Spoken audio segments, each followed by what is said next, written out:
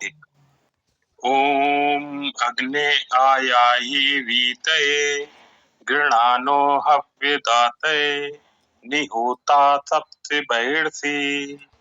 हे अग्नि आइये व्याप्त हेतु जीवन में दिव्य प्रकाश हेतु वाणी अभिसिंचन बोध करें अविदाता के कल्याण हेतु आह्वान दान करने वाले आसीन सदा अभिवृद्धि हेतु। ओम तुम अग्ने यज्ञा नाम होता विश्वे सामहिता देवे भी मानुषे जने।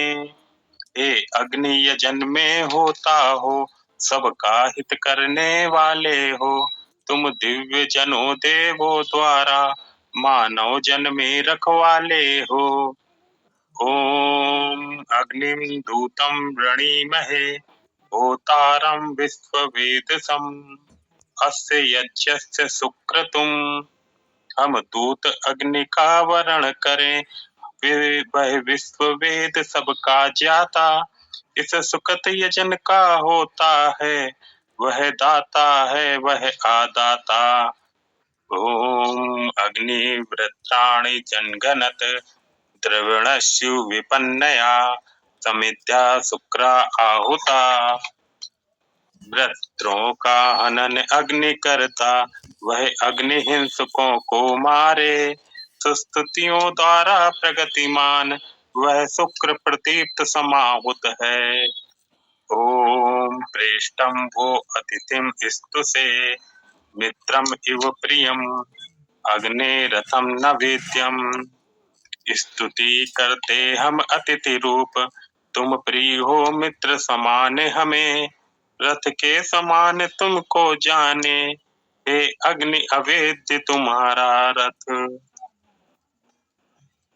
इसके आगे जो भी व्यक्ति करना चाहे वो कर सकता है। इसको पूर्ण भी कर सकते हो, कोई बात नहीं। सीताराम देख लें, अगर आगे करना है सीताराम जी को तो वो कर लें या फिर तुम्हें इसको आगे बढ़ा दो, पूरा कर दो। जी मैं करता हूँ। ओम तम नो अग्ने महोवी पाहि विश्वस्य अराते उत दिशो मरतस्य। हे अग्नि महत से हम सब की रक्षा कर दानहीनता से हम मरणशील प्राणी जन की रक्षा कर द्वेष भावना से। ओम एहि ऊसु ब्रडवाणी ते अग्नि इत्या इतरा गिरा एवी बरदसी इंदुभिः। हे अग्नि आइए हम कहते वह सुंदर तर वचन स्वामी तुम वृद्ध इंदुओं से करते ऐश्वर्यवान के साथ सदा। ओम आते वत्सो माहो मनोयतम परमात् चित साधिष्ठात् अग्नि तम कामय गिरा। हे अग्नि तुम्हारा शब्द मनन नियमन करता है परम धाम तुमको वाणी से हम चाहें स्तुतियों से हो पूर्ण काम। ओम त्वं अग्ने पुष्करातधि अथर्वा निर्मंथत मूर्धनो विश्वस्य भागता। हे अग्नि अथर्वा अविचल ने पोषक से मंथन किया तुम्हें सबका उत्थान उच्चतम कर हम भी उसका मंथन करते।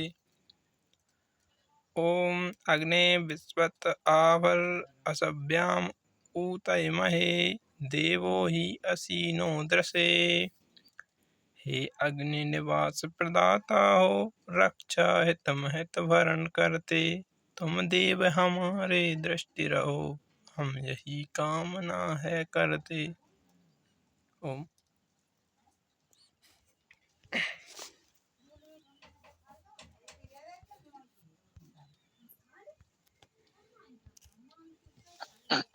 ओम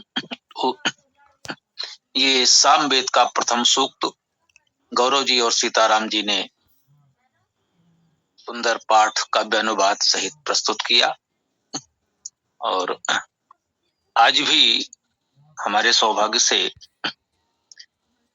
दिलीप जी भी जुड़े हुए हैं। तो जब दिलीप जी अपनी बात को आगे बढ़ाना चाहें तो आज का सत्र वो आगे बढ़ा सकते हैं। कि आज इस गोष्ठी के पश्चात गुरुकुल क्रांति की एक और गोष्ठी है, उसमें भी एक विषय हम लोगों को दिया गया है, तो वहां भी हम लोग जुड़ेंगे। तो यहाँ पर देख लें, दिलीप जी की बात भी पूरी हो जाए और आगे जैसा समय मिलेगा तो समापन पर भी कुछ पाठ करना चाहेंगे तो कर लेंगे, समय होगा तो बताएं दिलीप जी, कुछ कहना चाहें तो स्वागत है। ओम आचार्य जी नमस्ते, सभी मित्रों को नमस्ते। वास्तव में मैं सुनने के लिए उपस्थित हुआ हूँ, कोई दिमाग में कोई विषय नहीं है। कल जो हमने विषय रखा था उसमें किसी को प्रश्नोत्तर करना है तो सादर आमंत्रित हैं, ताकि हम वार्तालाप के माध्यम से ही हम आगे बढ़ सकते हैं। थोड़ा सा धन्यवाद।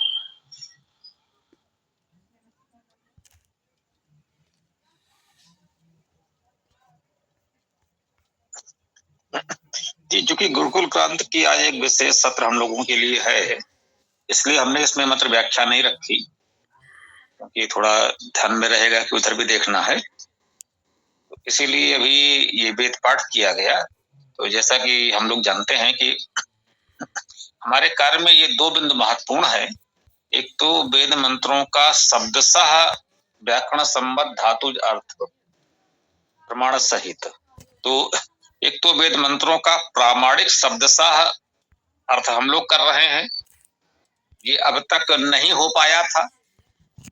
ये नहीं कहते कि ये कोई बड़ा कार्य हमने कर दिया जो और लोग नहीं कर पाए, और लोग धीरे धीरे चलते हुए यहाँ तक आए थे, तो उसी से थोड़ा सा हमें और आगे बढ़ना था, तो इतना कार्य हम लोग कर पाए हैं। दूसरा महत्वपूर्ण कार्य हम लोगों का है सरलीकरण का। ये जो वेद पाठ करते हैं, ये सरल पाठ है, संधियां तोड़ करके उसको लिखा गया है और काव्यानुवाद किया गया है, जिससे वेद मंत्रों का हम सरस गायन कर पा रहे हैं, उसे हम रोचक और लोकप्रिय बना सकते हैं। तो प्रयास ये है कि व्याख्या तो हम लोग बहुत समय से कर ही रहे हैं, तो अब आप लोग मंत्रों का ये लयात्मक सरस पाठ करने का अभ्यास करें। तो आज जैसे एक तो सामवेद का प्रथम सूक्त किया गया और इसी को आगे भी बढ़ा सकते हैं। तो सामवेद का प्रथम सूक्त हो गया है। अगर वेदाष्टक की दृष्टि से भी देखें तो उसके पश्चात सामवेद का अंतिम सूक्त स्वस्थ सूक्त है, तो इसको ले सकते हैं। आज वेदाष्टक के पाठ पर भी ध्यान दे सकते हैं। दिलीप जी कुछ विशेष नहीं रख रहे हैं, तो वेदाष्टक के पाठ को आज आगे बढ़ाया जाए। हाँ, वैसे हरीश जी भी हैं, हरीश जी भी हमारे अनन्य सहयोगी हैं।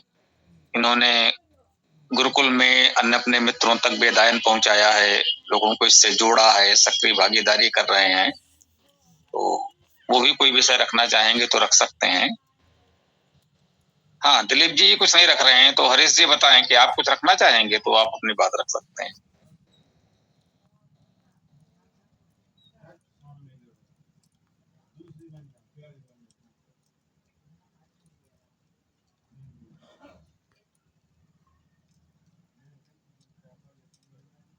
हरीश जी, आप कुछ कहेंगे? जी स्वामी जी, प्रयास करता हूँ। एक कोई सूक्त मिला था जो पुनर्जन्म या मुक्ति को लेकर के कोई कह रहा था मंत्र, उसमें 90 मंडल का था। थोड़ी देर बाद बताता हूँ आपको भी देख करके। जी जी, वो तो आपने लिखा था, उसकी चर्चा हम लोग अवश्य करेंगे, कल कर लेंगे या जब भी कर लेंगे। तो अभी आप कुछ कहना चाहें तो भी कह सकते हैं और थोड़ा पाठ भी कर लें। धन्यवाद।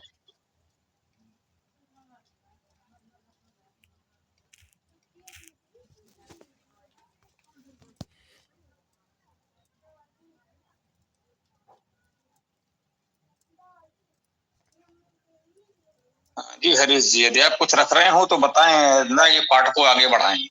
ये स्वस्थ वाचन करना है, सामवेद का अंतिम सूक्त स्वस्थ वाचन। तो हरीश जी उस विषय को ले रहे हो तो ठीक है, ना था स्वस्थ वाचन आरंभ करें, कोई भी करे, शशि जी भी कर सकते हैं। जी आरंभ करता हूँ।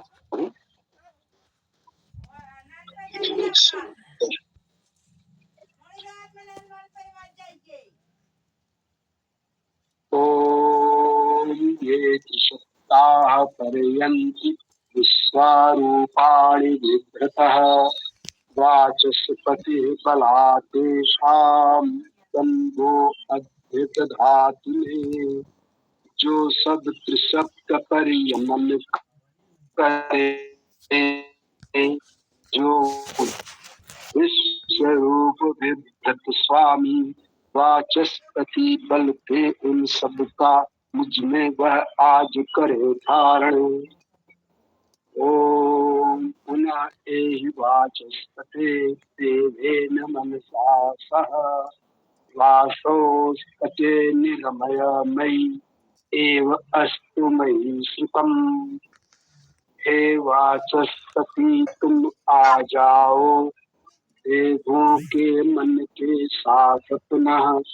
हे वाचस्पते तुम रमण करो, मुझ में ही श्रुत मुझ में ही।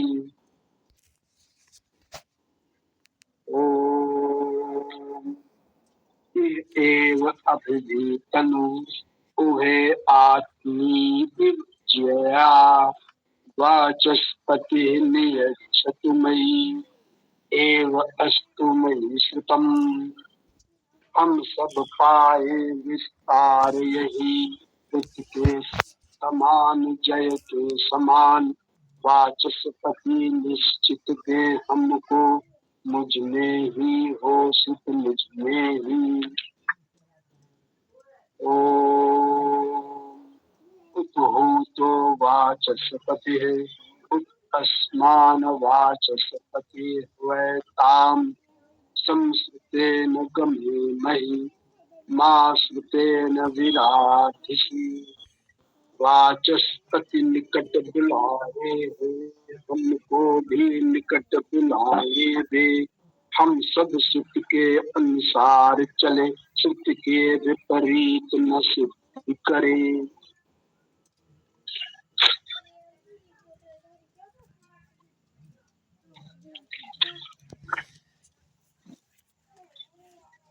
ये अथर्ववेद का प्रथम सूक्त मेधा जन सूक्त संभवतः आपने प्रस्तुत किया, अच्छी बात है। वेदाष्टक तो 8 सूक्त तो भली बात सब लोग करना सीख ही लें।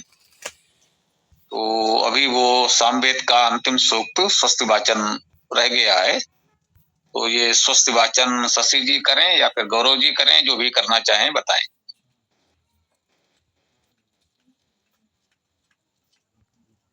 जी मैं प्रारंभ करता हूँ।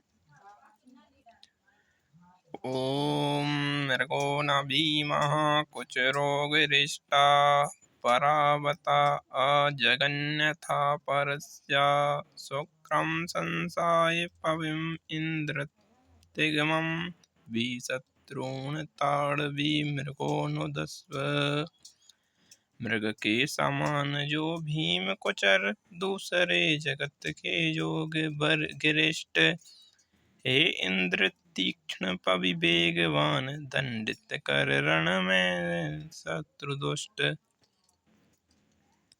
ओम भद्रं कर्णेभिः शृणुयाम देवा, भद्रं पश्येम अयक्षभिर्यजत्रा। स्तरय अंगय तुष्टवासा तनूभिः, यथे व्यसेमहि देवहितं यदायु।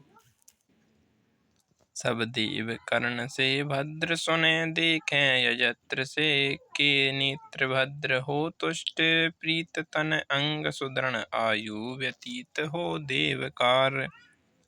ओम स्वस्ति न इंद्रो वृद्धश्रवा, स्वस्ति न पूषा विश्ववेदा, स्वस्ति न तार्क्ष्यो अरिष्टनेमि, स्वस्ति नो बृहस्पति ददातु। हो वृद्धश्रवा वह इंद्र, स्वस्ति वह विश्व वेद पूषा सुस्वस्ति, जो गम्य व्याप्त को प्राप्त हुए, वह देव बृहस्पति करे स्वस्ति।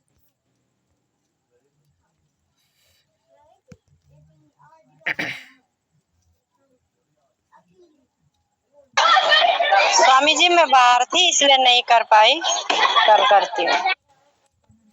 जी जी जी, ये स्वस्ति वाचन भी संपन्न हुआ। तो आज कोई और बात किसी के मन में विशेष हो तो थोड़ा सा रख सकते हैं, अन्यथा आगे कुछ पाठ करके आज के सत्र को यहाँ विराम दे देंगे, फिर हम लोग गुरुकुल क्रांति वाले सत्र में जुड़ेंगे।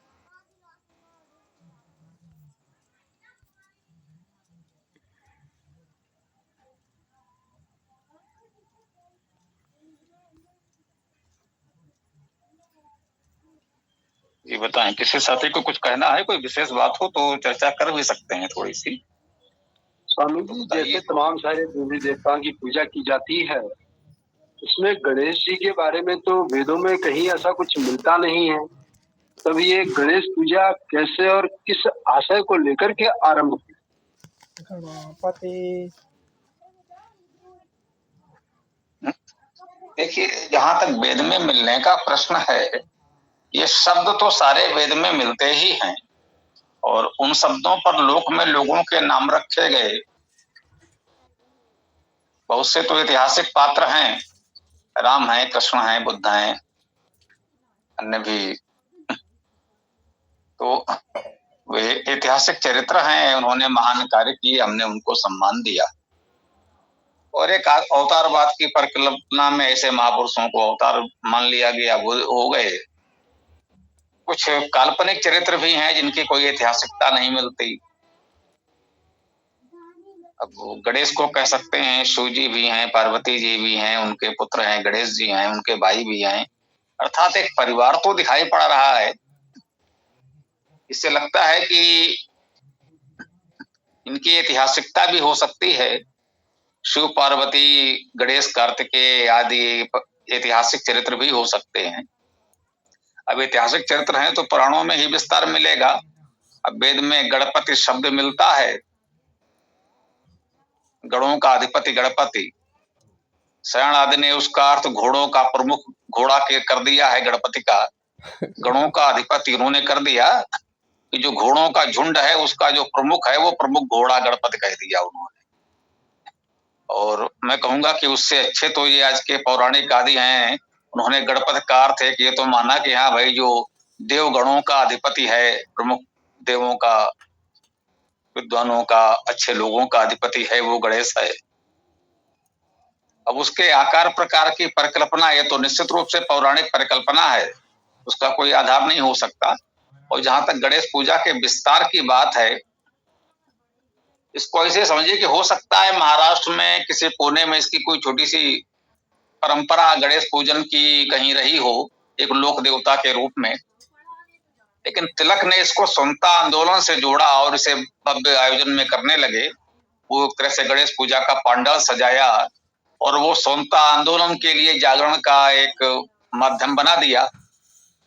और चूंकि वही स्वतंत्रता आंदोलन का समय था तो लोगों ने भाई स्वतंत्रता के लिए जो कुछ किया जा सकता है, सबका स्वागत सम्मान है। तिलक ने ये एक प्रक्रिया आरंभ कर दी, लोगों ने उसे भी अपना लिया, धीरे धीरे वो फैलने लगा।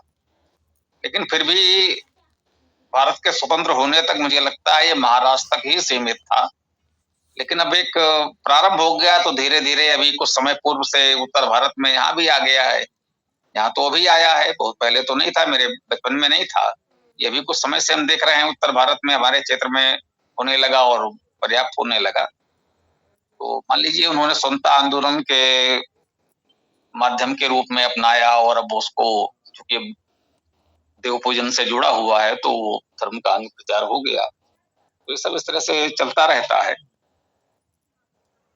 सारे देवी देवताओं का हमारे यहाँ इसी तरह से व्यवस्था बन गई है, तो उसको बस ऐसे ही लें, कोई हानि ना हो किसी की, वहां तक ठीक है। अब उसमें कुछ ऐसी प्रक्रिया अपनाई जाए जिससे लोगों को हानि होने लगे तो बस उतना अवश्य संतुलन बनाना चाहिए, हम यही कहेंगे। बहुत कट्टर हम नहीं है किसी विषय में। तो इस विषय को भी यहाँ कर लें तो देख लें, और कोई महत्वपूर्ण बात तो हो। मुझे लगता है कि आगे भी कुछ पाठ आदि करके आप लोग आज के सत्र को विराम दे दें। दिलीप जी के अभियान में वेद पाठ कहीं सम्मिलित है या नहीं, ये तो हमें नहीं पता। ये कह सकते हैं कि हम लोगों के साथ जुड़ गए हैं, तो आगे तो हो जाएगा, इतनी आशा तो हम कर ही सकते हैं। देख रहे हैं किस तरह से हम लोग पाठ कर रहे हैं, तो ये भी अच्छी बात है। देख लें भाई सीताराम जी, गौरव जी, कुछ व्यवस्था को। गुरुजी नमस्ते। गुरुजी नमस्ते। ये वैदिक धातु आदि कोश में ये पा और का किसके शॉर्ट फॉर्म है?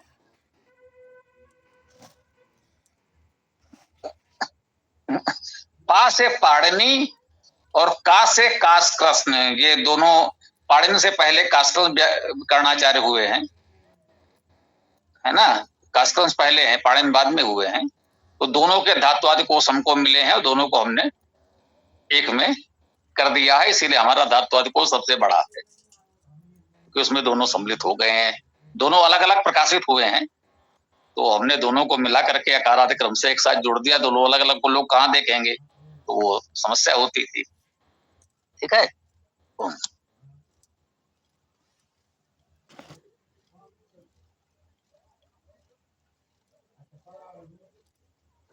जी तो ठीक है, फिर आप लोग आगे जो भी उचित समझें। गौरव जी ओम सूक्त का पाठ करके भी समापन कर सकते हैं। हाँ, आज के सत्र को यहीं रख लें।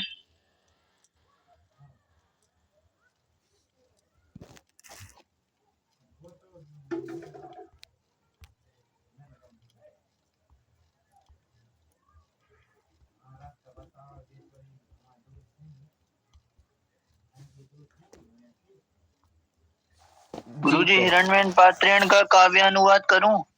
जी करिए, सभी कर दीजिए, मंत्र और काव्यानुवाद दोनों। वेदाष्टक के पूरे कर दूं? 8? अरे यार 8 नहीं, 8 करोगे तो फिर तो सवेरा हो जाएगा। अच्छा। 8 का अर्थ हो गया 52 मंत्र। 52 मंत्र का अर्थ हो गया 1 घंटा लगेगा। नहीं गुरुजी, सूक्त वाला नहीं है मेरे पास अभी, वेदाष्टक काव्य है, केवल मंत्रों वाला। 8 मंत्र, केवल 8 मंत्र वाला छोटा वाला है। जी। हाँ, तो लोग उसे समझे तो कर भी सकते हैं, या हिरण्मयन पात्रेण का ही कर दूं?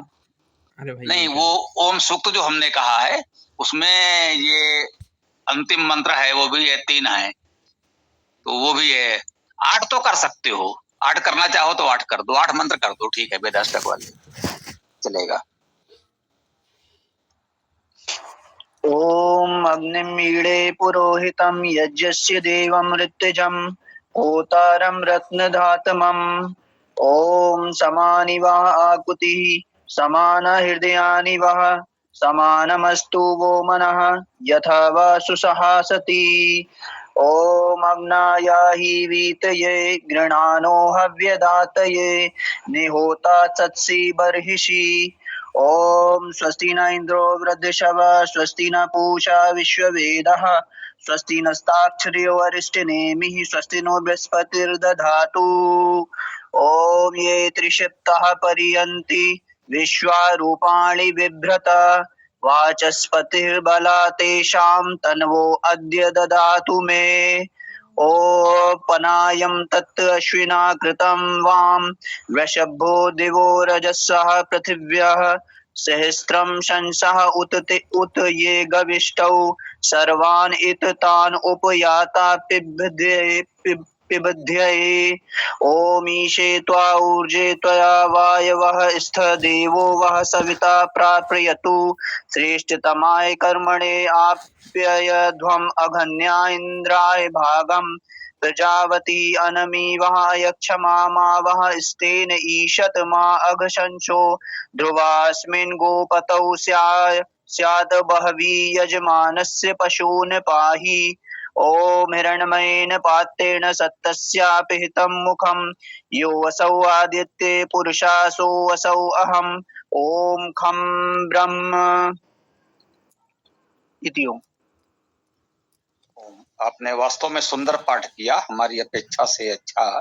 अभी हम इससे परिचित नहीं थे, आप अच्छा पाठ कर सकते हैं। तो सत्या सोमनाथ जी जुड़ गए हैं, कुछ कहना भी चाह रहे हैं, तो आप अपनी बात रख सकते हैं। उसके पश्चात ओम सूक्त से गौरव जी समापन कर देंगे। बोलिए सोमनाथ जी। जी, बस इतना कहना है। सादर नमस्ते स्वामी जी आप सभी को। आज गुरुकुल क्रांति में स्वामी जी का व्याख्यान है, तो सभी से निवेदन है कि 8:30 बजे के बाद 8:35 पर वो कक्षा चर्चा आरंभ होगी, व्याख्यान स्वामी जी का, तो सभी कृपया जुड़ेंगे। तो अब गौरव जी ओम सूक्त का पाठ करके समापन कर दें, फिर हम लोग गुरुकुल क्रांति के सत्र में जुड़े। गुरुजी थोड़े नंबर वैदिक धातु आदि कोश में स्पष्ट नहीं हो रहे, नंबरिंग।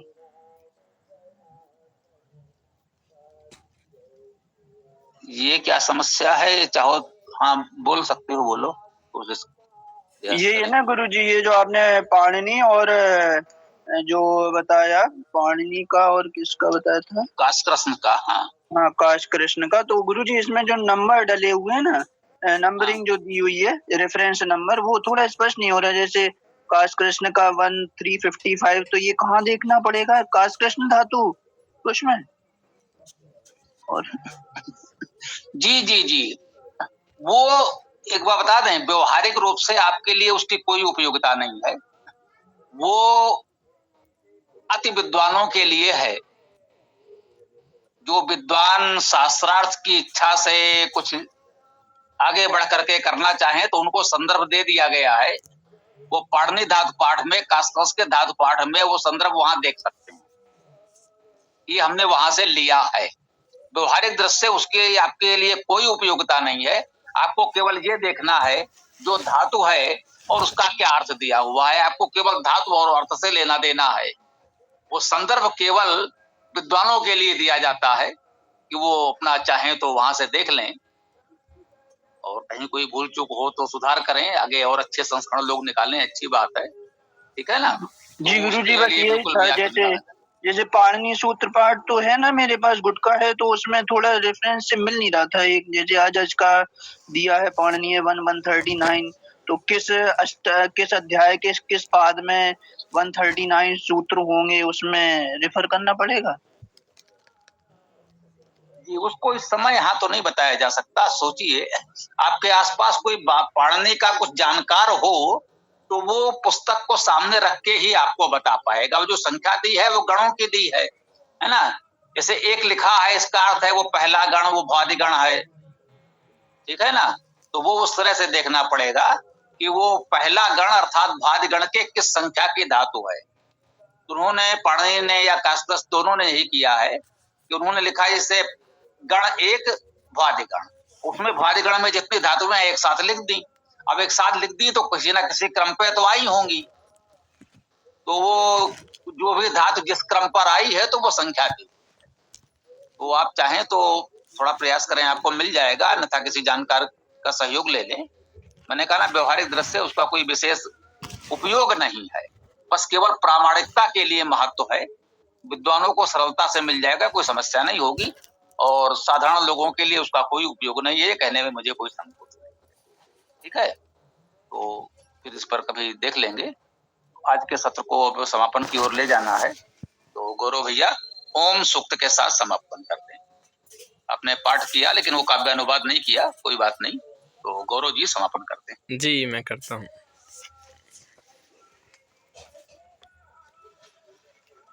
ओम वायु अनिलम अमृतम अत इदं भस्मान्तं शरीरम। ओम क्रतो स्मर किल्वे स्मर कृतं स्मर। वह वायु अनिल वह अमृत है, यह भस्मांत शरीर। ओम नाम धारण करो, कर्मशील तुम धीर। हे कोमल तुम संस्मरण करो, अपने कृत संस्मरण करो। ओम अग्नेनाय सुपताराय अस्मान् विश्वानि देव वयुनान विद्वान्। युयोधि अस्मन् जुहुराणाम एनो युधिष्ठां ते नमः युक्तं विधेम। प्रभो अग्नि हमको सुपथ पर चलाओ, सभी देव विद्वान सत्कर्म सर्जक, करें दूर हमसे कुटिलता कलुष को। नमन यशा आपके हेतु धारें। ओम हिरण्मयेन पात्रेण सत्यस्य पिहितं मुखं, यो असौ आदित्य पुरुषः सो असोऽहम्। ओम खं ब्रह्म।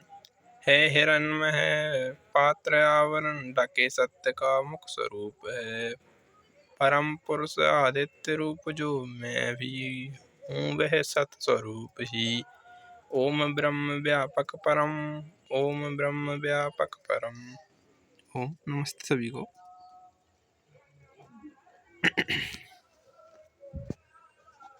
इस सुंदर वेद पाठ के साथ आज के इस सत्र को यहाँ विराम देते हैं।